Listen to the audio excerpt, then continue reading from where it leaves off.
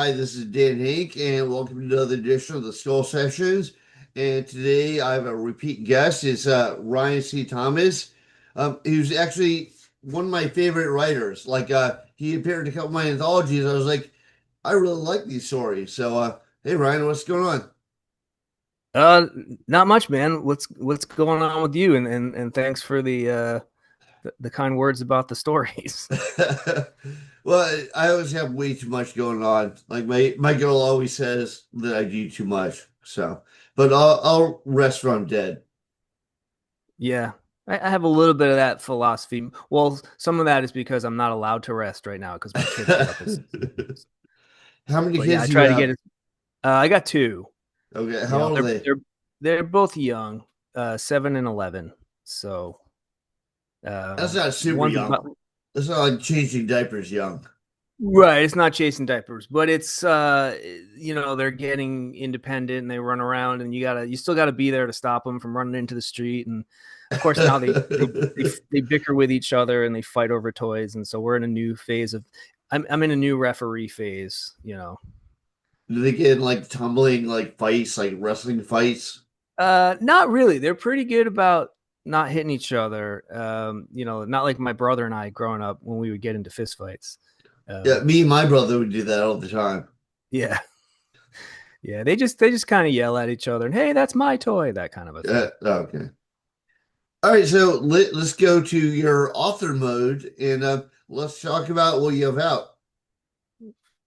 Yeah, well, my newest one just came out, Suffer to Survive, which is the fourth installment of the Roger Huntington series, which started with The Summer I Died, and this is now part four that just came out. It came out on Halloween, and so far the feedback has been positive, which is nice.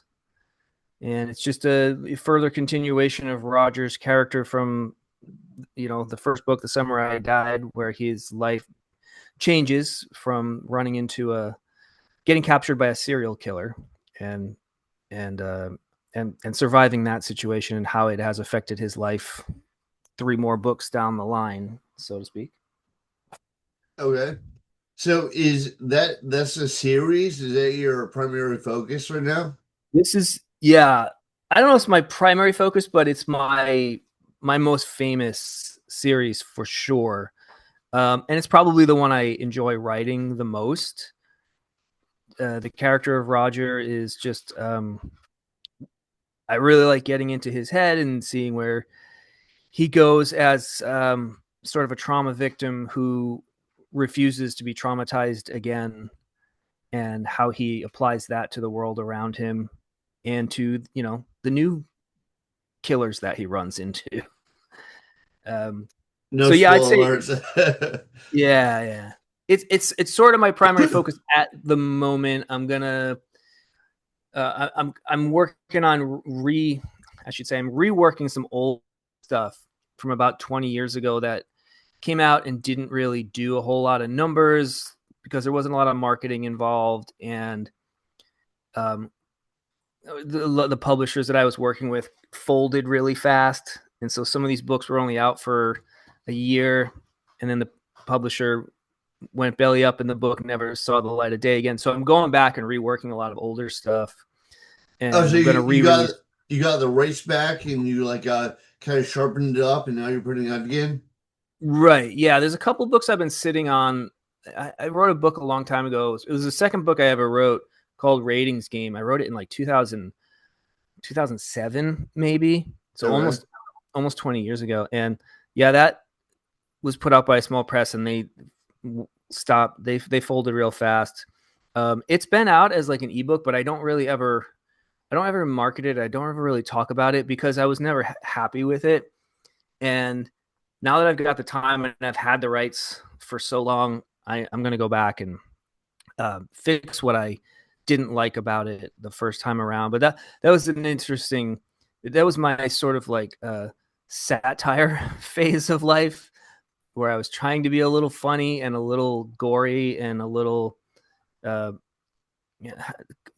have some commentary at the same time about the world around us. But it was a story about two news competing for ratings by both becoming serial killers and then reporting on their own killings. and then realizing like, oh, that guy did a better killing, he's getting better ratings. I got to go do like a really crazy killing so I can So get even better kind of like ratings. a Sam Raimi vibe, kind of like a Evil Dead Yeah, vibe. yeah, yeah. It's very sort of tongue in cheek and purposefully goofy and gory. So I'm working on that right now to get that where I really would like it to be. And then a couple other ones. I did a novella. It's kind of a mythos novella, urban fantasy mythos novella told from the point of view of a dog. Uh, And again, it never really like did great numbers. And I'm like, well, and I wrote this is old, 20 years old, and I said, well, let me rework that. I think I'm going to make this one a kind of a young adult fiction story. My kids are constantly saying, "What can we read of yours?" And I'm like, absolutely nothing, because you guys are way too young. But I think with the dog story, there was really nothing so adult that I can't remove certain bad language and have it be more of a in the vein of like, the Hunger Games type vibe told from the point of view of a dog, so to a speak. little more kid friendly. Yeah, a little more kid friendly. It's still got violence and some bloodshed, but it's not over the top gore. And I think if I just remove some of the F bombs, it'll be fine for your average 12-year-old to read. I remember talking to Jeff Strand, and I was like saying one thing I really didn't like. Like, I love the story of the Hunger Games, but I felt like they're talking down to me because they're like Hmm. young adult books.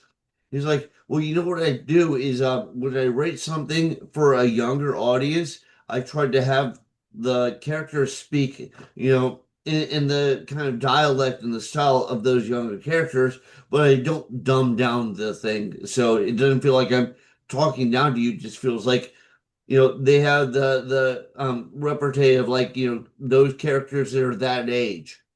Right. Yeah, very much so. I've done that. I did that with the Hissers series. In fact, I got some feedback that was saying you made them too intelligent. They're talking up too much, you know. Right. But I tried to do that with them. Is have these 14-year-old kids, act and speak and be be afraid like 14-year-old kids would be. Well, You know. everyone's different too. Like some people they could be like young Einstein. Some people could be Right. like a young Pauly Shore. Yeah. Yeah. Totally. Nothing huge. Yeah, Mike, my son is 11, and so he's at this age where he's starting to say things in a little more adult manner, and he'll hang out with friends, and I'm like, some friends talk pretty mature, some of his friends are pretty immature. There's a wide spectrum, how kids talk and how you can write kid characters. So. Well, I remember when we were growing up, we were on like isolated army bases in like the middle of fucking nowhere. So I get a library and like I was reading full adult novels by fourth grade, but we didn't Yeah, have a TV or anything. So I noticed when I talked to other kids my age, like I had a larger like vocabulary than they did. So it was like, I had to like simplify it just to understand. So my whole point of bringing this up is not talking myself up, but it is like to say like some people they have like a very large vocabulary, like maybe they do a lot more problem solving skills. It kind of depends on their upbringing. It depends on what they dealt with going to that level. yeah, yeah, yeah, for sure. And I'm glad to hear that you got the rights back into rewriting because I did that with my first two books, and Mhm. I know there were quite a number of people that are like, just write new stuff. I was like, Yeah, no, but I kind of feel like my name is on it, and I really like the stories. I just feel like I didn't do them justice, you yeah. know. And Well, so, that's I'm these days. I get a lot of invites to work with publishers, and I almost always turn it down because of the bad experiences I've had with publishers taking my rights and just not putting out a product that I feel is very well produced, or that I don't feel like it represents me, or and it can be frustrating to book comes out and then there's no marketing, the cover's bad, the editing was bad, and you're just sitting there going like, oh man, why I could have done better than that. And so these days I'm really, really, really picky about who I'll work with, especially with novels. Um, I just do it all myself. And I have the background. I've been in publishing for 25, God, maybe even 30 years. I used to work in a magazine. I worked at a small book press, small publisher back in the day. So I know how to do a lot of it myself, which also helps. Um, but yeah, What was the magazine? What was the publishing house? um, the first magazine I ever worked for was actually called Magazine. Believe it or not, it was in New York City. Mhm. I was an editor and a columnist, and that went out of business real fast. But that led to me getting a job here in San Diego at a magazine called Ranch and Coast, which is still around today. And I was there for about 8 years. And I started out as just a columnist, worked my way up to managing editor, eventually executive editor, and then left that to pursue music. um, but I learned so much about the publishing industry. Everything from like how to do a proper book layout, offset printing versus POD, and getting the blue lines into the office and going over the check color corrections on. There's a lot involved. POD technology has certainly made it accessible for a lot of people to do it. And some people know what they're doing, and some people don't. I But feel like that the POV point of view, by the way, for people who don't know, I feel like that's kind of like the shaky cam like books because it's like yeah, it's very close and personal and it could work, but often people fuck it up. yeah. I mean, it's a cool technology. Print on demand is like it made it so that there was no gatekeepers anymore, which is great, and I love that. Oh, were you talking about a POV point of view, or were you talking POD print on demand? Oh, print on demand. I was talking about how that has changed the publishing world. This is me rambling about why I'm so picky about working with publishers and keeping my rights to my novels nowadays because of what happened back in the day. And I like to have full control of my rights of my stuff. And then because of the print on demand technology, it's easy to get your own stuff out and retain your rights. That was my long rambling way of getting into that whole topic. No, it's true. I've had very like mixed results from publishers. Like some people, like I use Crossroad Press for one of my books, and they're great. But then I also use Bermuda Press, and I had a lot of problems with them. Mhm. I use Damnation Books. I have nothing but bad things to say about them. So I mean, it kind of depends. I mean, the thing with Damnation, by the way, is they went out of business, and everybody had bad experiences with them. Yeah. So. You know, I'm not like breaking any ground here by telling you that, or Right. even Bermuda Press, but it's like, yeah, when you have your rights, it's like, I feel like you kind of do your own thing. I felt like when I first started out, like if I put it out myself, I wasn't a real writer. Like it had to Right. be a traditional publisher. And I feel less like that now. What about you? Yeah. For sure. I think when I first started, I wanted to be on an imprint because I wanted to be part of a family of writers. Like I really wanted to be on Leisure Press back in the day. Mhm. Like all the cool writers were on Leisure, and I got turned down. Summer I Died got turned down by Leisure. Um, so I was kind of like heartbroken about that and trying to find another family of writers um to you want to feel like a part of something, you want to feel validated, you want to feel vetted, you want to be able to show your book like, hey, someone thinks I'm good, someone put money into this. Mhm. But then as you get a little older and a little more experienced, you start to realize like, oh, a lot of these publishers, they don't know what they're doing, and they keep too much of the money, and Yeah, or they don't do any they don't advertising, they keep the money. yeah, right, Like I so noticed if you sell on Amazon, like Amazon gives you like 35% of what they sell for. But if you're a right, publisher, that goes to the publisher, and then the publisher gives you 35% of that 35%. exactly. Yeah, when I started keeping my own rights and just doing it all myself, my sales income, you know, they're went up like 800 times what it was. You know, it's like, oh, well, why am I gonna go with this? You know, if it's a big publisher, sure. You know, like I was on Permuted, and I loved being on Permuted back in the day when Jacob was running it before the Simon and Schuster guys took it over and fucked it all up. But they were Yeah, great to work there was with. some guy named Michael or Mike that I was working with. So Yeah, I Mike was. guess, yeah, I guess you were there before I was. So I kind of got the rough end of that. Yeah. Well, Jacob, I can't remember Jacob's last name. Jacob, he had started it, and he was great. He was really good with the authors. He got the books into the bookstores. Everyone got paid on time. And then because he did such a good job with it, Michael bought it. Michael came from Simon and Schuster, I believe, Okay. and he bought it. And then he just kind of threw a grenade in the room, and everything went to hell. And that You was got, about the time I I dipped think out. I it's got called my rights back. like Post Hill Press now or something like that. Is it? Like, I don't. yeah. It's been years since I've checked, so I don't know. They still have the rights to my audiobook of Hissers, the first Hissers, and I tried for a year to get the rights back, and they kept saying, well, we don't know who has the rights. And I'm like, you guys have the rights.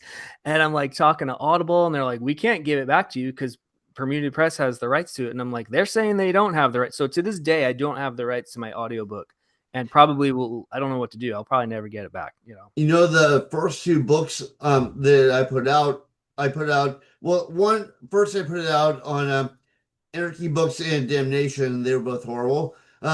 Anarchy just because like they had very limited distribution, but then I put both out on Bermuda Press, and I remember I didn't feel like they were doing me right, and I talked to Jeff Strand, and Jeff Strand's like, "This is what you got to tell them." So I got my rights back the way. So props to him. Yeah. Yeah, yeah. Good on Jeff. Actually, Jeff is the book that I was redoing ratings game. He gave me the cover blurb for that book. So Oh, awesome! Yeah, no, big he's a thanks really to. nice guy. Yeah. Yeah, yeah, great. I've only talked to him sort of briefly over the years in a couple emails, but he was always very kind to me. So Do you go to any conventions? You're in California, right? yeah, I am, and I haven't been since my kids were born. I just really haven't had a whole lot of time. I went to a couple. There's a couple local ones here in San Diego. There's one called the Metal Swap Meet, and there's one called the Oddities and Curiosities. So they're not like book conventions. They're kind of just like where people who read books would be, and Okay. I've done those. I was gonna do. There was one this a brand new one this year called Scream Diego, I think it was called, and I was all set to do that, but it was on the same day that I had tickets to see Jawbreaker, and they're like my favorite band, and I'd never seen them, so I'm like, I'm going to Jawbreaker. So you've never done KillerCon or AuthorCon? No, the last big one I did was up in Sacramento. This was, uh, God, maybe 8 years ago. I'm trying to remember, and I don't remember what it was called. I remember I sat across from, was it Lee Majors or somebody? Who was I sitting across from? Oh, I sat across from Nicholas Brendan from Buffy the Vampire Slayer. So whatever that convention, I sold a handful of books, and it was fun. But that was the last one I did. That was probably about 8 or 9 years ago. Like that was Have like you a had big sort of horror convention. have you had that experience where like people come by and they'll buy like one copy of each book, and you can kind of tell they want to kind of review it for somebody else? Like I don't know if it's for like Netflix or for whatever. I'm not sure what it is, but they'll come by and they just I don't know. They seem like very mechanical about it. Like, yeah, I want one of each. No, I've never had that. Um, I don't think I've ever, most people just come by and kind of pick it up and go, "What's this?" And then I have to tell them what it's about, and then I just kind of hope, I'm like, "Please give me $10." You know, I don't like doing conventions kind of for that reason. I don't like being salesy about things. I hate trying to. I don't do a lot of marketing online because I don't know. I don't like to do the whole like please buy my book kind of a thing, which and I should. I need to because it's part of the game, you know. Well, I remember Uh, talking to Tommy Clark, and like Tommy Clark usually does pretty well wherever he's at, and he was like, you just got to sell yourself. Like basically, you're selling yourself, and that's why people buy your books. Right. I'm like, I don't know if I can sell myself. Yeah, like, that's the thing. I'm not good at selling myself. I just kind of hope people come by and I give them the quick elevator pitch of the book, and then they usually I go, read the. I've done this before. I said, read the first couple paragraphs if you're interested. Hopefully you'll buy it, and if not, no sweat. Go to the next table and see what they have, because those first couple paragraphs are they're gonna give you the sort of temperature reading of what you're after anyway. well, kind of going with that, I find that doing the readings at conventions really help. Like I was at Killer Con, I was like doing very mediocre in sales. I did a reading, I sold out. Nice. So I guess it's like once people hear it. Yeah. I've done the opposite though. I've done a reading in front of a room full of people, and I was so nervous that like nobody bought the book. They were like, "This guy sucks." Yeah, no, I hear you. I've done that too. I think I don't remember what it was maybe StokerCon, and I was like doing a reading there, and it was like I felt awkward, and like I have reading glasses because I'm old, but I have reading glasses, and I forgot my reading glasses, so I'm like I'm doing this horrible fucking reading, and then like I was like, hey, how long do I have? Like, oh, you're done. It's like, oh, Yeah, great. yeah, yeah, and same with panels. I've done panels, and I just sometimes I'm so nervous, or I just don't know what to say, and it comes to me, and it's like, "Hey, Ryan, what do you think about this?" And I don't know. I don't know how to answer the questions properly, and I sound like an idiot, and then I just then I feel dumb and no one buys the book, and I kind of stopped doing panels. I mean, I would still do a panel if it was something I was really passionate about, but I was jumping I on like panels I back in like the day. panels. I like panels because I feel like you're just like shooting the shit. It's not you're not like trying to come up with the best ways to represent your work. Yeah. Well, I think back in the day, I would jump on the panels specifically to try and like get my name out there, so people would be like, "Who's this guy and what did he write?" And then I realized like if I don't really have something passionate to say about the topic, I probably shouldn't be on the panel. You know? Right. Well, I'm used to like I'm a tattoo artist, so I've been like all over the world. I've probably done like over 100 conventions, so I'm used to like just talking shit. Yeah, yeah. Yeah, I've done some panels here. There's a group of us here in San Diego that all get together once in a while. Me, Cody Goodfellow, David Agronoff, Robert Essick, who used to live here, but he moved to I think Tennessee. Anthony Trevino, Brian Killian, a bunch of local authors. We'll do panels occasionally here. We'll just kind of like put something together and get on a little panel together, and that's all it is us shooting the shit in Right. front of a crowd for an hour, and that's fun. And then even if we say really stupid dumb things, we all just go get a drink afterward and have a good time. So Uh, those are fun. I don't recall. Were you the guy that recommended Code to me for the new anthology? I think I did recommend Cody to you. Yeah. Yeah, he's in my new anthology. I like the story, but like I'd never heard of him before. And then I remember he was like working on Heavy Metal magazine and like started talking to Yeah. me about that. But I was like, wow, he has a lot of cool stuff going on. Yeah, he's an amazing writer. He's a local here. I don't even know, he might be in Oregon now. I haven't seen him in a little while, but yeah, he's one of the top mythos guys out there. I mean, if you want mythos stuff for sure, you got to go to Cody Goodfellow. I also would recommend a lot of his novels are just mind blowing. Um, Un-America was the last one I read. I know he's got a new one out. I can't remember the name of it off the top of my head. But yeah, his novels are really good. Radiant Dawn is one of my favorites that he wrote. Okay. Um, so if you get a chance to check that one out, it's Okay. excellent. Yeah, I will. I always I promise too much. I get so busy. I'm like, have you read it yet? I'm like, I mean to. I'm going to. Yeah. But I'm trying. But all right, so as far as I want to switch topics a little bit, like it's like I've noticed from my two anthologies, you did more of like a cosmic horror vibe, which is kind of what I asked everyone to do. Um, Right. but is that not your usual?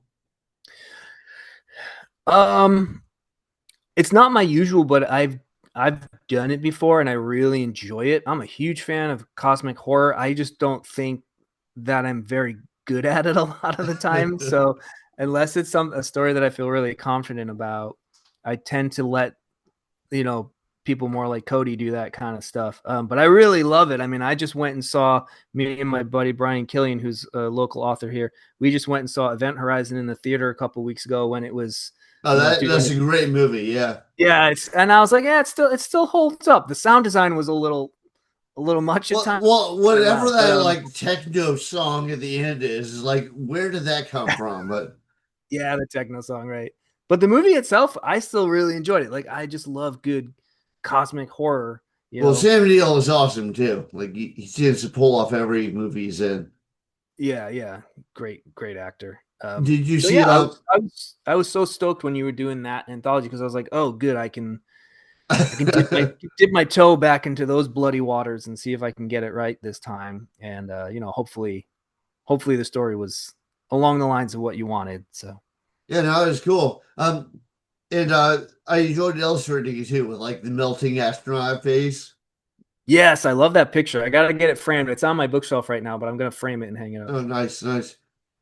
Yeah, so and actually, I know both of the stories you did were kind of like in a way they're almost cosmic horror. Like the first one's like an extreme horror writer, and then with those creatures on the ground that like eat him, Yeah, yeah.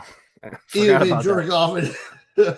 And Yeah. Well, I'm a huge sort of like comic book nerd, and I those types of stories, those sort of like Creepshow esque throwbacks to like Yeah, I felt very like Tales from the 60s. Crypt, Creepshow, stuff like Yeah, that. it's very much tales of suspense and all those kind of comics from the 60s, Yeah. monsters and aliens, and I love that stuff. So that's kind of what I was going for with that stuff. Okay, cool. Well, I think you definitely accomplished it with that story. It kind of reminded me of that like Wally Wood, all those people like Al Williamson, all those like Mhm. the EC Comics illustrators, and actually it Yep. was the Comics Code Authority that killed all that. But yeah, no, they had some great stuff. Yeah, yeah, the pre-code stuff. I have a couple comics, like old comics, the pre-code stuff, and it's so the artwork in it is so cool and the stories are cool. I mean, they were going for some pretty extreme stuff Oh back yeah, then, just like women getting their faces ripped off and yeah, dudes getting their like completely torn to bits, and stuff that you don't nowadays you see it because it's kind of back a little bit, yeah. but it was But certainly shocking. I think what it kind of misses, this is one thing I like about your writing is like what I think a lot of stuff misses is it just immediately goes for the shock. I was like, I kind of want the story to Right. build it up a little bit. So it can end up extreme, but you need something leading there. Like Event Horizon, I think is a good example because it does start out with like boom in your face. Right. Yeah, I'm a big supporter of and big believer, I should say, in build your characters before you rip them to shreds. And I know there's this sort of idea that, well, everything's got to start in the middle because that's going to hook your reader, and I agree with that. But just because you start in the middle doesn't always mean that it doesn't mean that you can't also take time to develop your characters, the arc, the plot, before you get back into all of the gore and the bloodshed and the nastiness. And Right, well, I think a lot of authors get. tell Sorry. me what you think, but I think that one really good way of doing it, like they do in The Shining, they do in Horizon, is like they drop little stuff, so it'll be like totally like day in the life stuff, and they'll drop something horrific, and it'll just be like a glimpse of something, so you kind of Yeah. see this building up to something. Right. It's sort of like a teaser. It's like, hey, here's a little gore now, just a quick flicker of it, so that Right, you realize there's going to be more of that later, and you stick with the story. right, I try to do that in my own stuff. Is like throw in a quick scene of some gory violence, just a page of it, and then spend 10 pages doing some character development. Then you can throw in another little page of some gore, you know, keep them. It's sort of like you're, dangling the carrot a little bit until they get to the feed trough. And then you can just let them experience all of the gore. But now you've built up the characters, you've built up your plot and your setting and your arcs, and then you get to tear it all down, you know. But yeah, I agree. I've read some stuff where it just jumps right into the gore, and then it's just kind of gore for 100 Gore for pages. gore's And sake, like yeah, Terrifier. yeah, yeah, That's why I'm not a fan of the Terrifier movies. I'm like, okay, they're gory, but it's like, what's the story? Like, yeah. You I know need what? that good story to grab me. There's I don't think there's much of a story. In fact, I only saw the first. No, they uh interviewed the writer director. He's like, there's no story. Yeah, I didn't see part three. I didn't see part two or three because I saw All Hallows Eve and then I saw Terrifier, and that was the conclusion I came to. Was like, well, this is just gore. This guy's he's just doing gore effects, Right. and there's not much else going on. And so I kind of dropped off of that series. Well, I really feel like there. I know that more than one person had mentioned it, but it's like in order for you to really feel the impact, you need to get to know the person, and then Exactly. something horrific happens. Like in Exactly. Paul Verhoeven said that with RoboCop. He's like, you don't have time to get to know like what a good guy Peter Weller is with the family and the cop and all that stuff. So I want him to die so horrifically that you're like, well, I feel bad for him. And then when he comes back to RoboCop, Yeah, he yeah, gets yeah. his revenge. Right, right. Yeah. Yeah, his I remember his death as a kid. And, whenever that movie came out, I was probably like 10 or something. I forget. But I remember being horrified. Like, Yeah, it oh was my over the God, top. what they did to this guy. And then you want him to get revenge so badly. Yeah, yeah.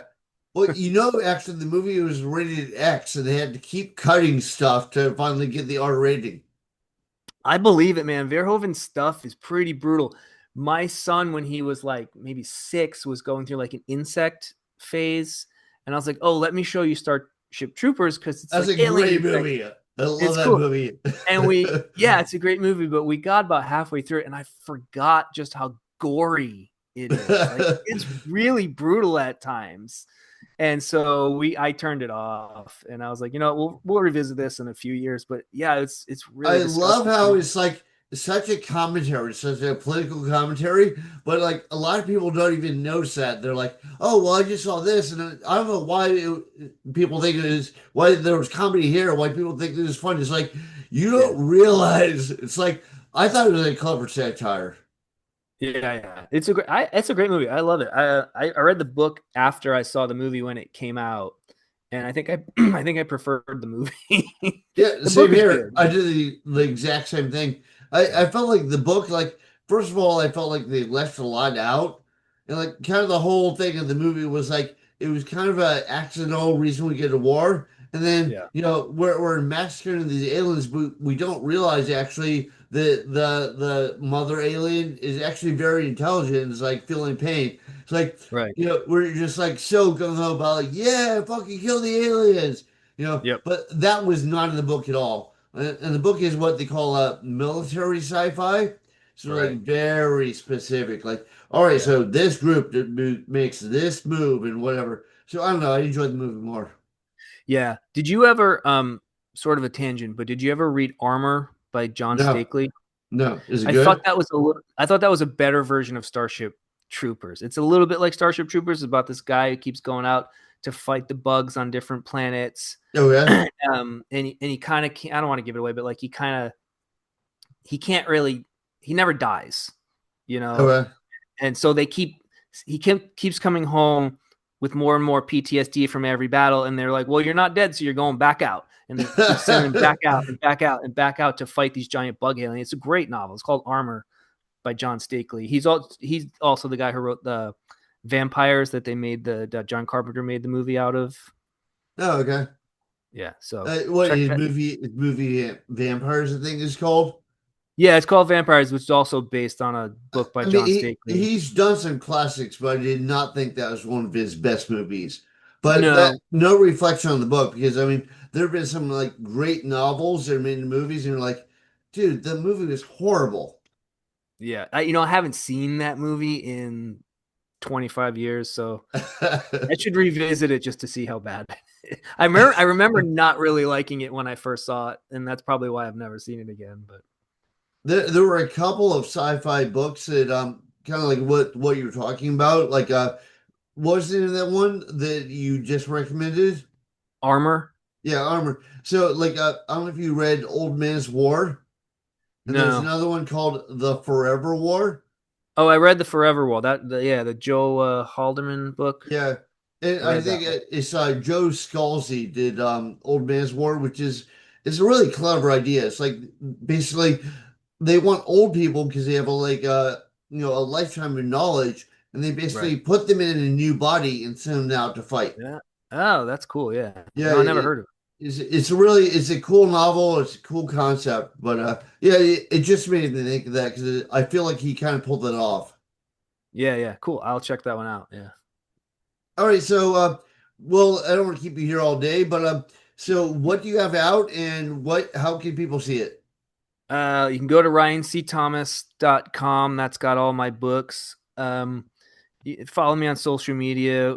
What is my Ryan C. Thomas Books is pretty much my handle on everything. But if you go to my website, they have links to it. Like I said, the new novel is called Suffer to Survive. That's part 4 of the Roger Huntington saga. I did the Clubhouse volumes 1 through 4 came out in the last year from 13 Days Publishing. I've got a story in the each one of those 4 volumes. I think there's 5 or 6, but I've got stories in 4 of them. I How did many yours. anthologies would you say you've been in?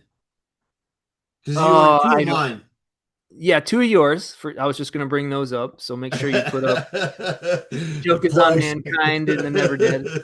Um, and then yeah, I don't know. I'm looking at my bookshelf over there. I'm in a ton of anthologies. I don't always do the best at promoting what I'm in. I'm in a bunch of the splatterpunk ones, and trying to look in Darkness, the Light. I have bad eyesight, but I I put them all on my website. Psychoactive came out a year and a half ago from Crystal Lake Publishing. I've got a novella in that called Love is a Monstrous Death that I co-wrote with my friend Anthony Trevino. And Cody's in that too. Cody's got a novella in it. It's me, Cody, and Ed. Oh man, I can't remember his name. Terrible job. But it's called Psychoactive. Um, came out from Crystal Lake Publishing. So check that out if you can. What else do I have? I don't know. And like I said, I'm reworking Ratings Game, and I'm reworking The Scent of Hope, which is the story about the dog. And then I've got a medieval horror sort of novella that I'm working on that I want to get out in the next few months if I can. is And then it I'm in a probably way kind of like Army of Darkness? yeah, it's a little like that. It's not like a time travel story, but it's set in medieval times. It originally started out as a horror western, Okay. but I kind of felt like that market was getting a little saturated, and I kind of revamped it, Meryl set it. David just did an anthology called Tumble Bleed, and I have a sword in that, but it's like all horror western tales. I didn't Yeah, know that. Apparently, I guess it's getting popular now. Is that what you're saying? yeah. There was when I was writing it, which was like a year and a half ago. Everybody was putting out horror westerns, and it just was like a coincidence that I was trying to do a western because I will read a lot of westerns. I love reading westerns, and I was like, well, let me do and then everyone was doing it, and I'm like, well, I don't want to be just another title in that mix, this glut of horror westerns coming out. So I kind of shelved it for a little bit, and then I started playing a lot of Skyrim Yeah. in my off time. And I was like, let me see if I can do some medieval horror. That would be kind of cool. And certainly it's been done, but I've never done it, and I wanted to give that a shot. So that'll hopefully be out sometime in the next year. I remember I read Richard Matheson who did I Am Legend, Hell House, and all these like classic horror books. He did a western. I was like, I don't know, I'm not into westerns, but I'll check it out. It was actually very good. I mean, but he's an Yeah, yeah. awesome writer. Yeah, I collect his first edition paperbacks. In fact, I got a bunch up here on my shelf. No, Um, awesome. yeah, he's one of my favorite authors. He's a huge influence on me. I love his style because he like definitely has a good story, definitely builds up. Like he pretty much does everything I think that an author should do in like a great horror novel. Like and he wrote like Story of Echoes, which is classic, Hell Yep. House. He wrote up if you ever saw that Twilight Zone movie with I think it's called Terror at 10,000 feet with the golem on the wing. Oh yeah, yeah. That's the yeah. Yeah, that's That's him. the So he's written all this classic stuff. So, but yeah. Well, his old Twilight Zone episodes, which were a lot of them were based off of his short stories. That's when I talk about the pre-code comic horror stories, I also think about those early Twilight Zone episodes that Matheson wrote. Um, and, that those are all such a huge influence. Really, like when I was doing I can't remember the name of the story I did for the Never Dead for you, but the guy, the author who falls in the field with the creatures, like that kind of stuff. I think it was Uh, called Solipsism and the Switchgrass. Oh, solipsism and switchgrass, right, right. Yeah, that's kind of influenced by Matheson's stuff. Okay. 20 20,000 feet and all that kind of stuff, where he loves to throw those monsters into like these everyday situations and see how people react and Okay. that.